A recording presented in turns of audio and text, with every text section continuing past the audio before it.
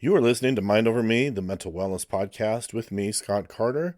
I am a licensed therapist and someone who is very mindful and aware of the decline in our collective mental health. I created this podcast so that we could have more direct and honest conversations about difficult topics and difficult issues. It's my goal to have honest but direct conversations that we need to have that are necessary. It's also my goal to give my listeners the information that they need in order to find their own mental health and mental wellness. This is where you will find the information that you need to be your own healer. And of course, all of this is based on years of clinical experience and expertise. Thank you for being here. Let's dive right in. So, I am a sucker for good quotes.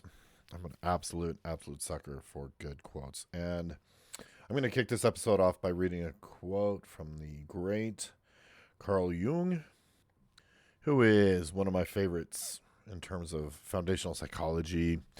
One of the OGs of modern psychology. Love Carl.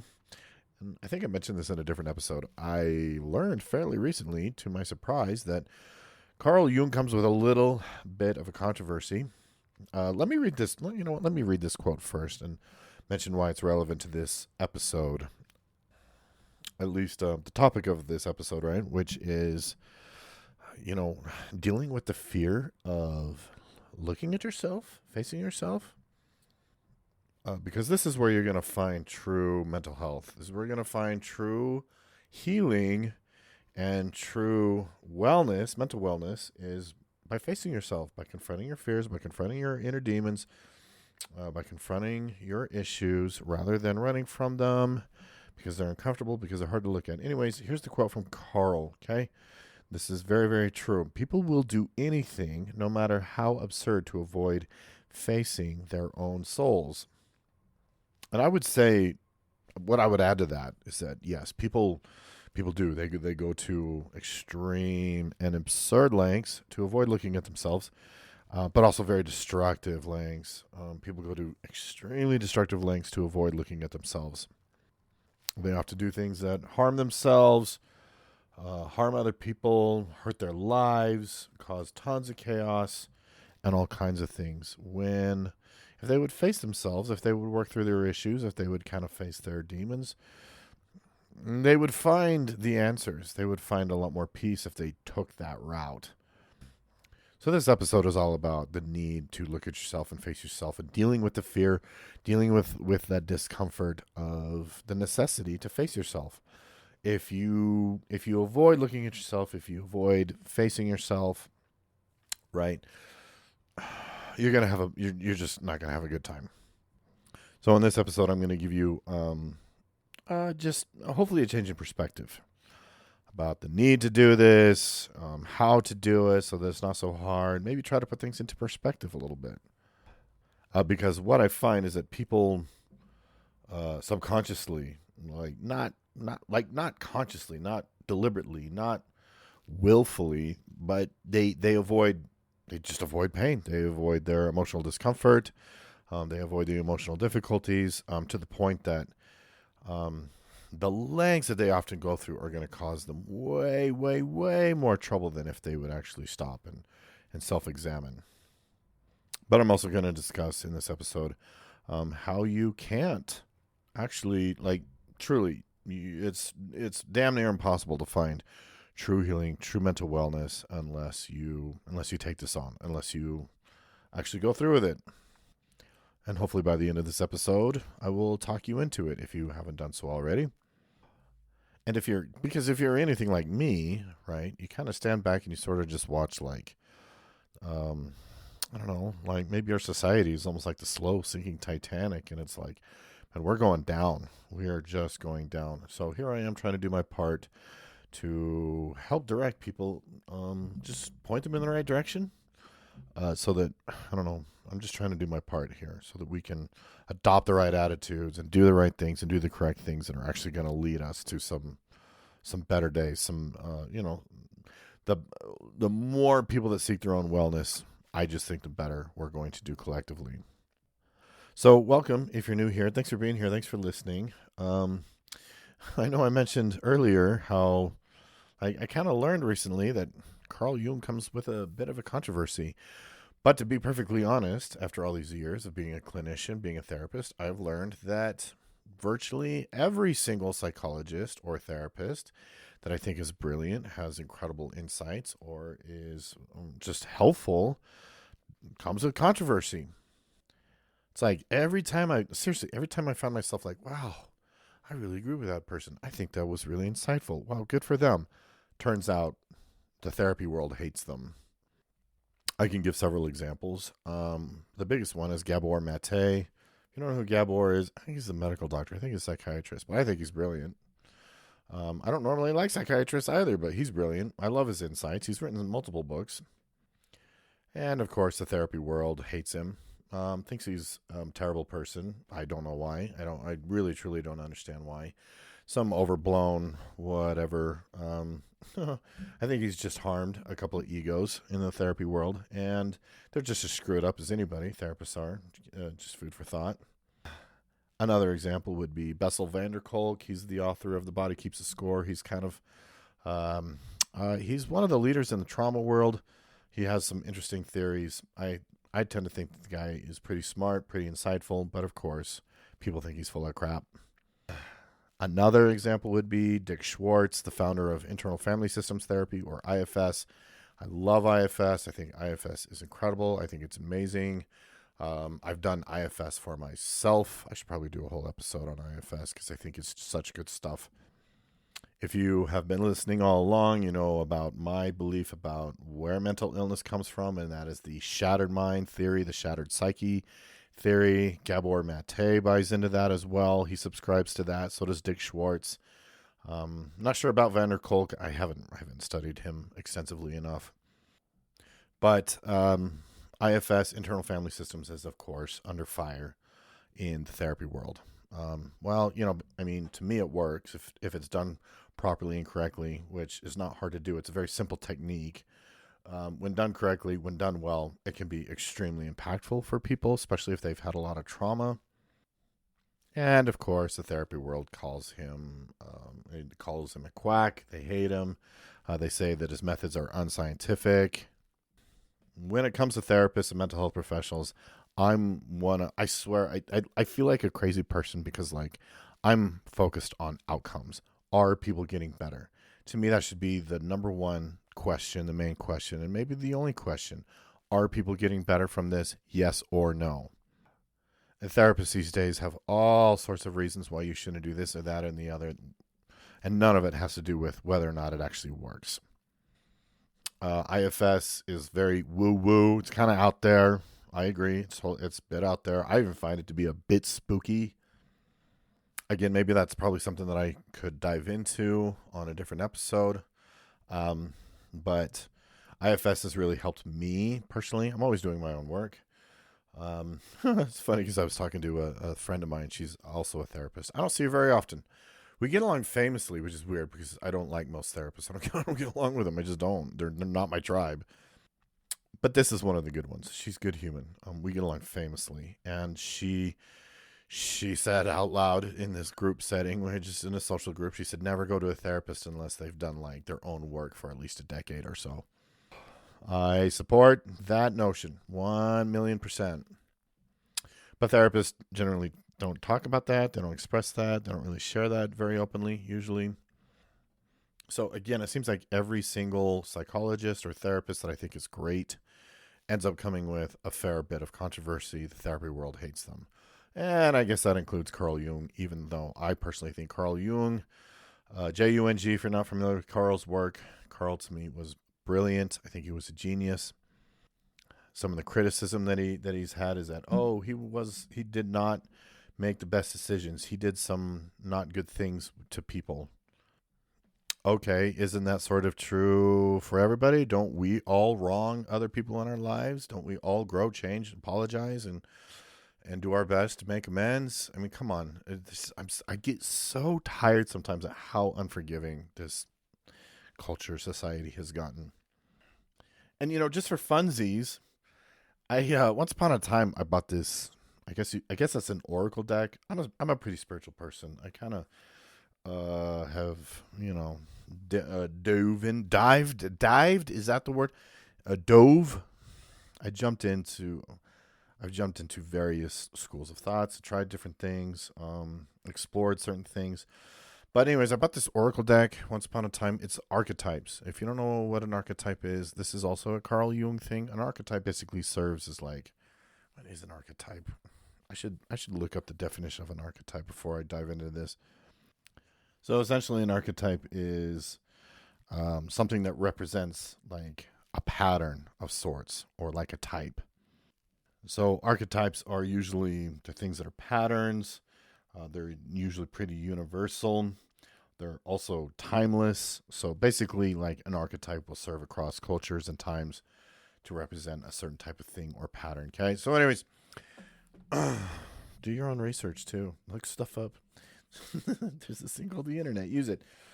I thought it might be interesting to pull a card from this archetype deck. I got the bridge. So the archetype of a bridge is something that connects things, connects one thing to another, right? A bridge creates access so that things can be accessed. It creates connection where maybe connection would not normally exist. And it's an invitation to look at where things are maybe connected where you didn't think they were previously connected. For this episode, this is actually very fitting. I'm going to connect this. Watch this. For this episode, the bridge refers to the necessity to understand how facing yourself is the bridge between two different things, okay, that where it wouldn't normally exist. The bridge is going to connect you psychologically, emotionally, right, when before those connections weren't there. Facing yourself really is the bridge. See, that actually worked out really. I feel like that actually worked out really well. That is so. Good job, archetype deck. So yeah, maybe we'll bust that out in future episodes, just to spruce things up and to make it interesting. All right, let's dive into the topic of this episode. Okay, dealing with the fear of facing yourself. Now, for some, facing yourself might be the hardest and scariest thing that you will ever do. In fact, I have said many, many times, the scariest thing and the hardest thing you might ever do is facing the truth about yourself. Most people I find have an intense and very intense subconscious fear to actually face themselves, to actually look at themselves. Now, that's a fear that, like, again, I don't understand why the human mind turns on itself. I don't understand why our minds turn on ourselves. I think this is just one of those ways that we turn on ourselves. So when you're afraid to look at yourself honestly, and people don't necessarily see it this way, I realize that, but you can easily fall into a state of self-denial. You can fall into a state of self-betrayal. You are rejecting and abandoning yourself in a sense. If and when you reject and abandon yourself, you're going to cause yourself harm, okay? Now, consider this, right? Again, I'm going to go back to IFS. We're going to talk about different parts or different fragments of your psyche. According to IFS, internal family systems, again, you have different parts. There are different parts of you. Your psyche is in different parts or has different parts to it. When you avoid looking at yourself, you're abandoning yourself, okay? Now, abandonment, self-abandonment, as I've learned, I've learned. I will die on this hill. When you are in a state of self-abandonment, you are harming yourself. You're going to harm yourself. If you've listened to me in the past, you probably already know that you cannot have a good relationship with yourself you can't have good mental health if you don't have a good relationship with yourself. There you go. That's what I meant to say. In order to have good mental health, you have to have a good relationship with yourself. Okay, period. That's it. If you have a lousy relationship with yourself, your ability to be mentally well is going to be severely and significantly limited. And I will also die on this hill. In order to be mentally well and to have a good relationship with yourself, you have to face yourself. There's no other way. And again, people go to absurd, sometimes crazy, and very, very, very destructive lengths to avoid looking at themselves. In fact, they will often cause themselves significantly more harm than if they had just sat down and taken it on. So I actually do have a theory as to why people avoid it so much, why they go to such great lengths to avoid it. Here's my theory. My theory is that everybody who is struggling with mental illness or has struggled with mental illness basically has the same core emotional wound. And it's simply this, that deep down, we do not believe that we are inherently worthy, that we are inherently lovable just as we are. Deep down, we all believe that we have to earn love, that just by purpose of being, just by living, we are not deserving or worthy of love. That's usually a core wound that was created and perpetuated by our parents, our screwed up parents who were raised by screw ups, To me, this is just like the core wound. To me, is just something that we're all inheriting from people who all inherited it, who also probably inherited it. So deep down, I believe that people are afraid to discover that the truth is that they're not lovable. Like, I think the subconscious fear when we explore it, because I'd explore it in therapy with people all the time, because I will ask people point blank, why do you think it's so scary to look honestly at yourself? What is so scary about that? What is it that will happen if we do that? So those are actually good shadow work journal prompts, by the way. I'm going to save those for later. So those journal prompts will make another appearance later in this episode. So make sure you stay tuned for that. Make sure you listen to the end, because we're going to do shadow work journal prompts. In fact, there is some very, very, very good, valuable shadow work to be done in this area. But again, I think deep down, subconsciously, people are afraid that they're going to find something extremely painful in there. Something so psychologically and excruciatingly painful in there. And in some cases, in many cases, that is going to be true. That is true. What you're going to find in there might be excruciatingly painful. But we have to confront our fear of emotional pain, because the human condition is such. Okay, rule number one of the human condition. This isn't rule number one, but it's going to be rule number one for this episode. Rule number one of the human condition is this. You can either face your pain, or you can find your way to being miserable. So you have to choose one, pain or misery. If you face your pain, you get to skip the misery. Misery will define you. It will consume you. It will become your identity. It will destroy everything good in your life. Pain can be intense, but it is temporary. Pain does not define you. Pain is temporary. I did a whole episode on facing your pain. Make sure you go listen to it if you haven't listened to it already. To me, if you want wholeness, if you want wellness, facing your pain is a necessity. It is an absolute must. But facing your pain will serve as a bridge. See, that's... See, the archetype card did show up again. That did come in handy. Honestly, though, it'll serve as a bridge. It will connect your ability to find true healing and wellness. Okay, so yeah, some of these shadow work journal prompts are just going to make appearances throughout this episode. So we'll kind of recap at the end, okay? So here we are, right? We're deciding to face our pain and to face ourselves and face the pain of facing ourselves. Another part about that can really hurt, and here's where it can really hurt. The recognition that here's the truth, okay? When you are living in a state of denial, when you're avoiding looking at yourself, the truth of the matter is you might cause significant harm to other people. You might really hurt other people. As the saying goes, hurt people hurt people. Very true. That's a very, very accurate statement. If you are a hurt person avoiding your pain, you're more likely to hurt other people. You just are. And in this day and age, you're if you want to find people who will hate you forever and think that you're not worth saving and call you a piece of shit. I hate this. Hang on. Let me pause for a second. We hear this shit all the time. Oh, that person's a piece of shit. Why? Because you got a tiny snapshot of their life online, huh? when you have no idea what that person has been through or goes through. You have no idea what mental torture, or who knows, maybe even physical torture that they have experienced. And if they're in a lot of pain, yeah, they're going to act out. That's how humans are. Where's the compassion? Jesus. Don't go around calling people pieces of shit, please. Can we stop? Can we just stop? You don't want to be called that, right? You don't want to be called a piece of shit, so don't go around doing it to other people. Take some ownership.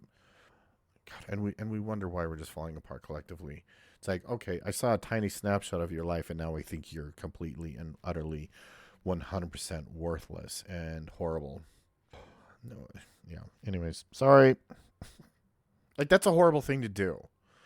Okay, if you're going around just like, look, if you're going around and just taking tiny snapshots of people's lives and going, oh, you're a piece of shit, you might be, yeah, you're the jerk, actually. You're the asshole.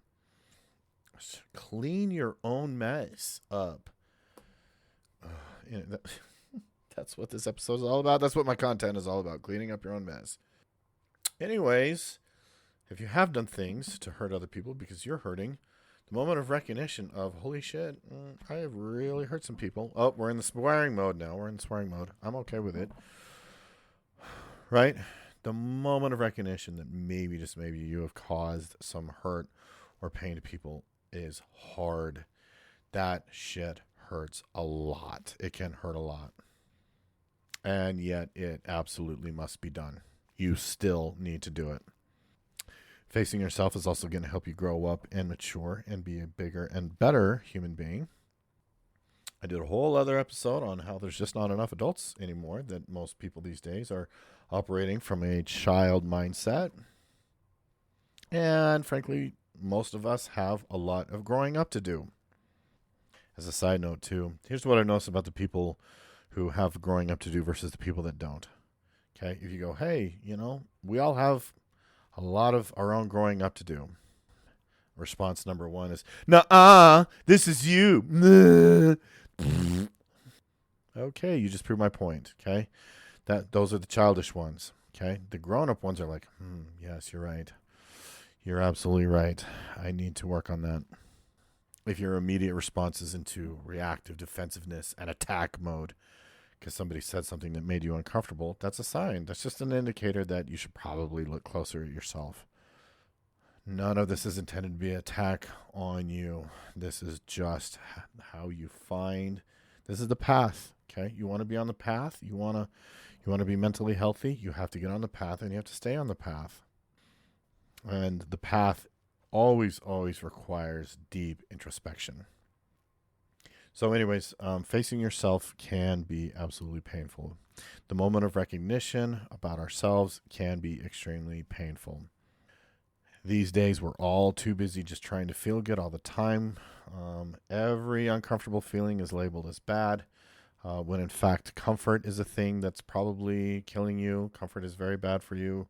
Comfort is supposed to be a reward, not your permanent living situation. Your comfort zones are going to kill you. It's just, frankly, comfort zones is what make people weak and sometimes horrible. Because there are, genuinely, I think we all recognize there are some pretty horrible people out there. And I promise you, a lot of them will only do what makes them comfortable and what's easy. Those two things will feel like they are good, like they're the best things ever, when in fact they will ruin you. Strength comes from struggle. Character comes from struggle. Virtue comes from struggle. Doing hard things, it's just how you become a person of substance. I know I'm kind of bouncing all over the place. I swear to God, there is a method to my madness, I promise. Just hang in there with me, please.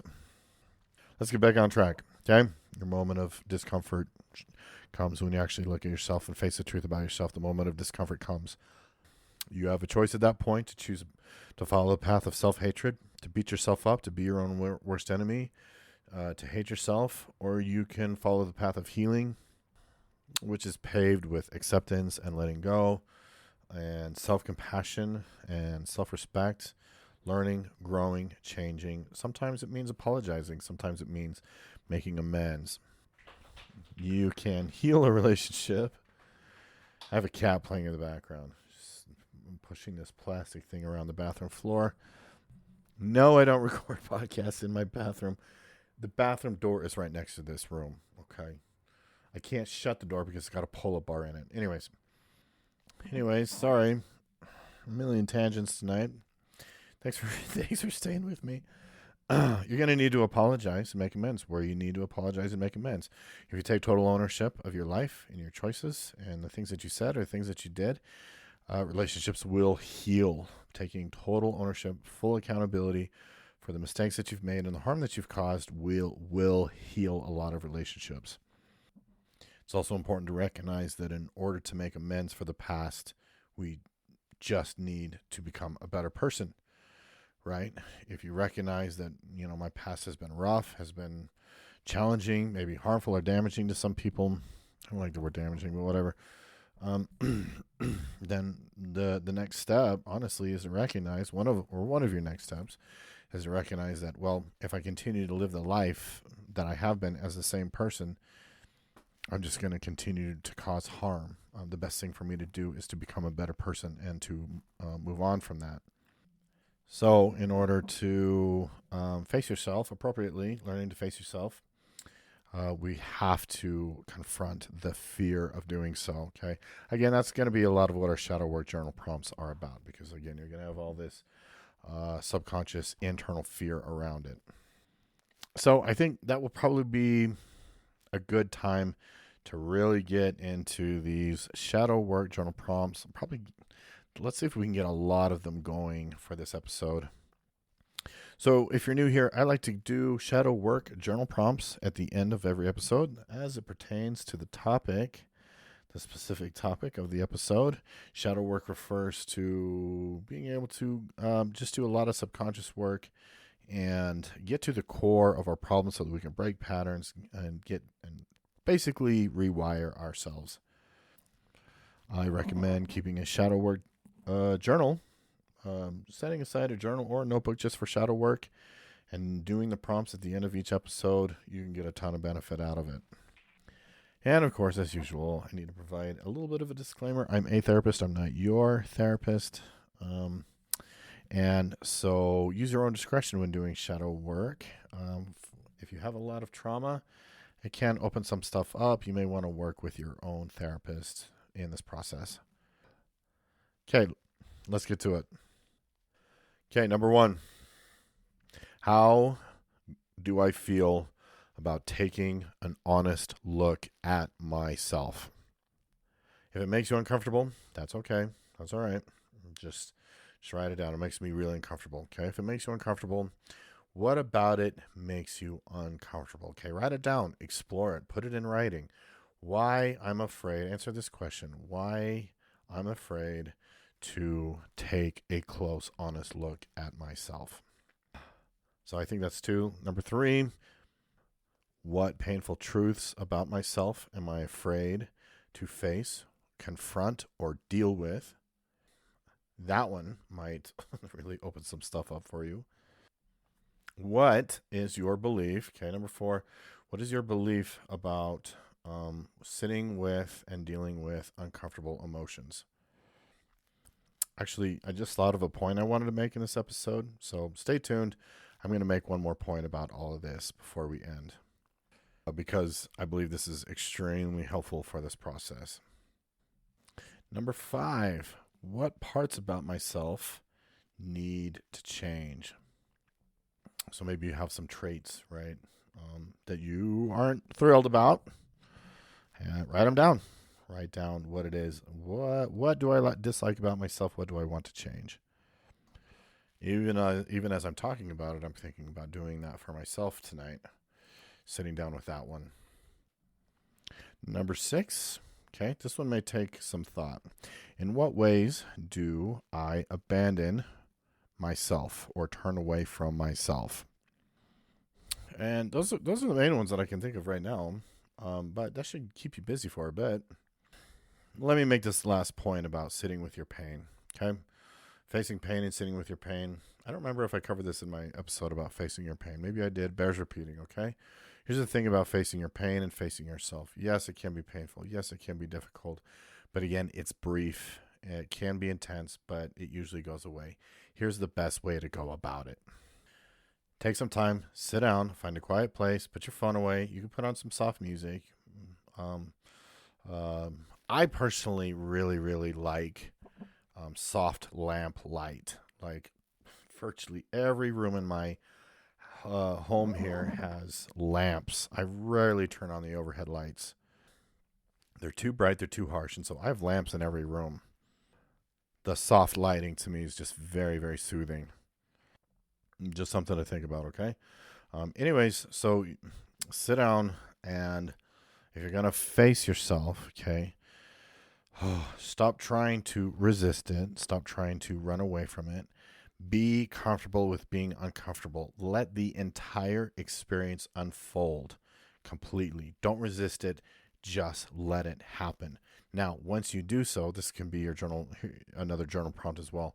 When you do so, write down your observations. What did you notice happened when you sat down and allowed your emotional difficulties to just unfold the way that they needed to, rather than trying to chase them away or get rid of them or run away from them or numb them or whatever? What did you notice? What did you learn? What happened? Keep in mind, like, just sitting down and letting your emotional pain unfold the way that it needs to, the way that it wants to. It's not going to harm you. It's not going to kill you. It's not going to scar you for life. Yes, it can be intense. Let the emotions flow as it needs to. Go with it, okay? Understand and accept that this process is difficult and painful. Just accept that you're not supposed to feel good all the time. This is going to help me feel better in the long run. I'm just going to let it happen. Okay, that's it for me. I'm going to wrap this up. I think I'm going to, I've got the Olympics going on in the background. Looks like they're doing more figure skating. I swear. What is it? Guys, what is it with figure skating? And I swear it's like, how can we do more figure skating? I know. Let's create another event and call it ice dancing. Now we can double the amount of figure skating. Anyways, thanks for listening. Give us a follow. Tell your friends. Remember, everybody, you must do hard things. See ya.